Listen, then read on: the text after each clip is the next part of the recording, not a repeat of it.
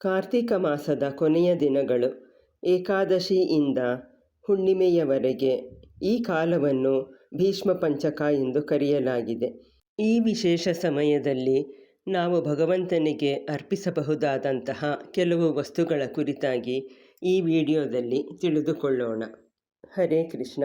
ISKCON founder ಆಚಾರ್ಯ ಜಗದ್ಗುರು ಶ್ರೀಲ ಪ್ರಭುಪಾದ್ ಕಿ ಜೈ. ಭೀಷ್ಮ ಪಂಚಕದ ಕಾಲವು ನಾವು ಭಗವಂತನಿಗೆ ಸೇವೆಯನ್ನು ಸಲ್ಲಿಸಲು ವಿಶೇಷವಾದ ಕಾಲವಾಗಿದೆ. ಕೆಲವೊಮ್ಮೆ ಭೀಷ್ಮ ಪಂಚಕವು 5 ದಿನಗಳ ಕಾಲ ಅಥವಾ ಒಮ್ಮೊಮ್ಮೆ 4 ದಿನಗಳ ಕಾಲ ಬರುತ್ತದೆ. ಭೀಷ್ಮ ಪಂಚಕವು 5 ದಿನಗಳ ಕಾಲ ಬಂದಾಗ ನಾವು ಈಗ ತಿಳಿದುಕೊಳ್ಳುವಂತೆ 5 ದಿನಗಳು 5 ವಸ್ತುಗಳನ್ನು ಭಗವಂತನಿಗೆ ಅರ್ಪಿಸಬಹುದು. ಆದರೆ ಕೆಲವೊಮ್ಮೆ 4 ದಿನಗಳ ಕಾಲ ಬಂದಾಗ ಮೊದಲ 3 ದಿನಗಳು 3 ವಸ್ತುಗಳನ್ನು ಭಗವಂತನಿಗೆ ಅರ್ಪಿಸಿ ನಂತರ 4ನೆಯ ದಿನ 4 ಮತ್ತು 5ನೇ ವಸ್ತುಗಳನ್ನು ಅರ್ಪಿಸಬೇಕು. ಭಗವಂತನ ಪ್ರೀತಿಗೋಸ್ಕರ ಭಗವಂತನಿಗೆ ಪ್ರಿಯವಾದ ಅರ್ಪಣೆಗಳನ್ನು ನಾವು ಈ 5 ದಿನಗಳಲ್ಲಿ ಭಗವಂತನಿಗೆ ಅರ್ಪಿಸಬಹುದು ಎಂದು ಶಾಸ್ತ್ರದಲ್ಲಿ ವಿವರಿಸಲಾಗಿದೆ. ಭಗವಂತನಾದ ಕೃಷ್ಣ ಅಥವಾ ವಿಷ್ಣುವಿನ ವಿಗ್ರಹ ಅಥವಾ ಫೋಟೋಗೆ ನಾವು ಸೇವೆಯನ್ನು ಸಲ್ಲಿಸಬಹುದು. ಈ 5 ದಿನ ನಾವು ಭಗವಂತನಿಗೆ ಒಂದೊಂದು ದಿನ ಒಂದೊಂದು ಅರ್ಪಣೆಯನ್ನು ಮಾಡಬಹುದು. ಮೊದಲನೆಯ ದಿನ ಭಗವಂತನ ಪಾದಕಮಲಗಳಿಗೆ ಕಮಲದ ಪುಷ್ಪವನ್ನು ಅರ್ಪಿಸಬೇಕು. ಕಮಲದ ಪುಷ್ಪವನ್ನು ಭಗವಂತನ ಪಾದಕಮಲಗಳಿಗೆ ಮುಟ್ಟಿಸಿ ನಂತರ ಅದನ್ನು ಭಗವಂತನ ಮುಂದೆ ಇಡಬಹುದು. 2ನೆಯ ದಿನ ಭಗವಂತನ ತೈಸ್ ಅಂದರೆ ತೊಡೆಗಳಿಗೆ ಬಿಲ್ವಪತ್ರೆಯನ್ನು ಅರ್ಪಿಸಬೇಕು. ಬಿಲ್ವಪತ್ರೆಯನ್ನು ಭಗವಂತನ ತೊಡೆಗಳಿಗೆ ಮುಟ್ಟಿಸಿ ನಂತರ ಅದನ್ನು ಭಗವಂತನ ಮುಂದೆ ಇಡಬಹುದು. 3ನೆಯ ದಿನ ಭಗವಂತನ ಹೊಕ್ಕಳಿಗೆ ರೋಸ್ ವಾಟರ್ ಅಥವಾ ಶ್ರೀಗಂಧದ ಎಣ್ಣೆ ಅಥವಾ ಶ್ರೀಗಂಧವನ್ನು ತೆಗೆದು ಅದನ್ನು ಭಗವಂತನಿಗೆ ಅರ್ಪಿಸಬೇಕು. ಸ್ವಲ್ಪ ಹತ್ತಿಯನ್ನು ರೋಸ್ ವಾಟರ್ ಅಥವಾ ಶ್ರೀಗಂಧದ ಎಣ್ಣೆ ಅಥವಾ ಶ್ರೀಗಂಧದ ಪೇಸ್ಟ್ನಲ್ಲಿ ಅದ್ದಿ ಅದನ್ನು ಭಗವಂತನ ಹೊಕ್ಕಳಿಗೆ ಸವರಬೇಕು.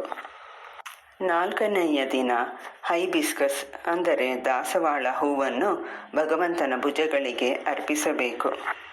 5ನೆಯ ದಿನ ಭಗವಂತನ ತಲೆಗೆ ಮಾಲತಿ ಪುಷ್ಪವನ್ನು ಅರ್ಪಿಸಬೇಕು.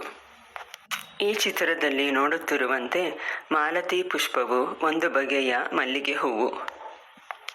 ಮಾಲತಿ ಪುಷ್ಪವು ಸಿಗದೇ ಇರುವವರು ಜಾಜಿ ಹೂವು ಅಥವಾ ಆಂಬೂರ್ ಮಲ್ಲಿಗೆ ಅಥವಾ ತುಳಸಿ ಮಂಜರಿಯನ್ನು ಭಗವಂತನ ತಲೆಗೆ ಮುಟ್ಟಿಸಿ ಭಗವಂತನ ಮುಂದೆ ಇಡಬಹುದು.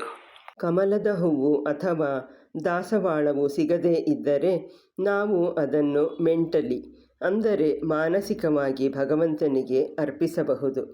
ಈ ರೀತಿ ನಾವು ಭಗವಂತನ ವಿವಿಧ ಅಂಗಗಳಿಗೆ ವಿವಿಧ ಅರ್ಪಣೆಗಳನ್ನು ಮಾಡುವುದರಿಂದ ನಾವು ಭಗವಂತನ ವಿವಿಧ ಅಂಗಗಳ ಕುರಿತಾಗಿ ಧ್ಯಾನ ಮಾಡಬಹುದಾಗಿದೆ. ಇಂತಹ ಅರ್ಪಣೆಗಳನ್ನು ಮಾಡಿ ನಾವು ಭಗವಂತನನ್ನು ಮೆಚ್ಚಿಸಬಹುದು.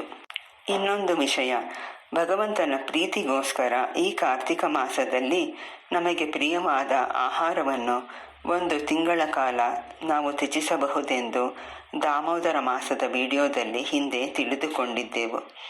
ಯಾರಿಗೆ ಇದನ್ನು ಮಾಡಲು ಸಾಧ್ಯವಾಗಿಲ್ಲವೋ ಅವರು ಈ 5 ದಿನಗಳು ತಮ್ಮ ಪ್ರಿಯವಾದ ಆಹಾರವನ್ನು ತ್ಯಜಿಸಬಹುದು. ಮತ್ತು ಕೊನೆಯ ದಿನ ಅಂದರೆ ಪೌರ್ಣಮಿಯಂದು ಸೂರ್ಯಾಸ್ತದ ನಂತರ ನಾವು ಯಾವ ಆಹಾರವನ್ನು ತ್ಯಜಿಸಿದ್ದೆವೋ ಅದನ್ನು ಮೊದಲು ವೈಷ್ಣವ ಬ್ರಾಹ್ಮಣರಿಗೆ ಕೊಟ್ಟು ನಂತರ ನಾವು ಸೇವಿಸಬೇಕು. ಹೀಗೆ ಈ ವ್ರತವನ್ನು ಮುಕ್ತಾಯ ಮಾಡಬೇಕು. ಇನ್ನೊಂದು ವಿಷಯ, ಭೀಷ್ಮ ಪಂಚಕ ಎಂದು ಕರೆಯಲಾಗುವ ಈ 5 ದಿನಗಳಂದು ಕೆಲವು ಭಕ್ತರು ಧಾನ್ಯ ಪದಾರ್ಥಗಳನ್ನು ಸೇವಿಸುವುದಿಲ್ಲ. ಕೇವಲ ಹಣ್ಣು, ಡ್ರೈ ಫ್ರೂಟ್ಸ್ ಅಥವಾ ಏಕಾದಶಿ ಆಹಾರ ಪದಾರ್ಥಗಳಿಂದ ಅಂದರೆ ಸಬ್ಬಕ್ಕಿ ಮುಂತಾದವುಗಳಿಂದ ಮಾಡಿದ ಆಹಾರ ಪದಾರ್ಥಗಳನ್ನು ಸೇವಿಸುತ್ತಾರೆ.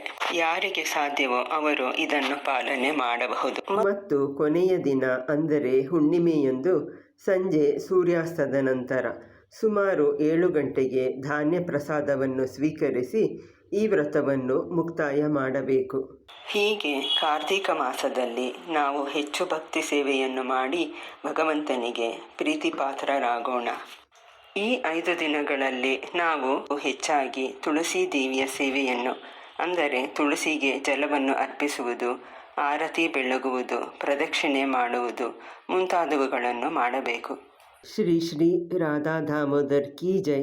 ಶ್ರೀ ದಾಮೋದರ್ ಕಾರ್ತಿಕ್ ಮಾಸ್ ಕಿ ಜೈ. ಹರೇ ಕೃಷ್ಣ.